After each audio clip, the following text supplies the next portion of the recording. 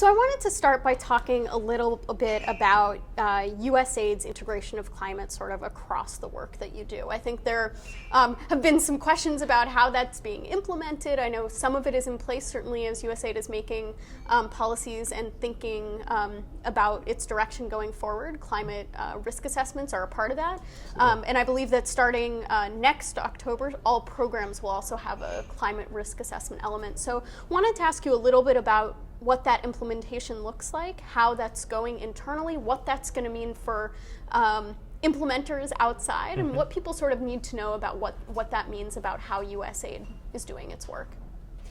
So this is coming out of a presidential executive order that tells us that we need to integrate climate change, risk management, screening, adaptation into everything we do.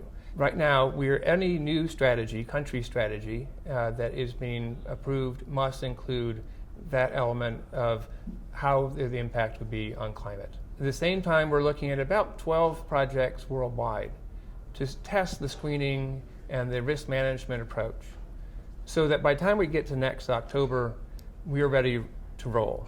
That we've figured out how everything's supposed to work, and we can implement this smoothly going forward. So I did want to ask you a question about the financing piece, right? Because in some of this, USAID is going to play a role in the financing. And I'm curious, as you look towards integrating climate across your portfolio, what does that mean for financing? What does that mean for climate-specific financing, for how you report on the impacts of climate finance?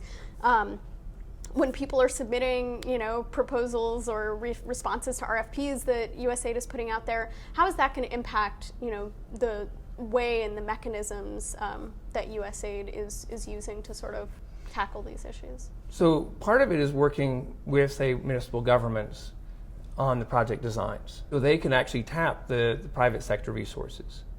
USAID will never have the resources. The donor community will never have the resources to cover all the requirements for climate change, adaptation, mitigation.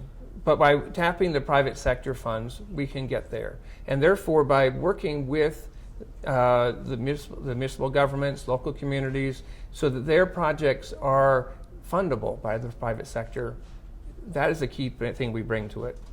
We're also bringing to it, on the financial side, catalytic funding. Through credit guarantees, we, for example, have a new fund called the Athelia Fund, which is looking at funding activities that preserve forests. So by having a private sector twist to it, but is focused on climate change issues, we can have an impact. We're also looking at issues like cook stoves and other appliances that are energy efficient and climate smart.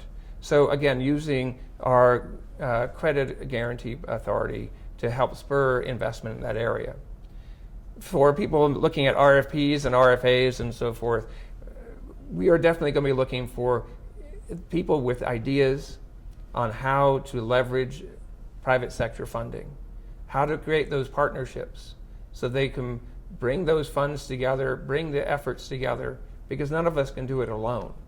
So anybody who's coming in and saying they have the one answer is probably not the one we'll be looking to. We want people who can bring others into the equation, bring their resources, their talents, to answer the questions on climate change.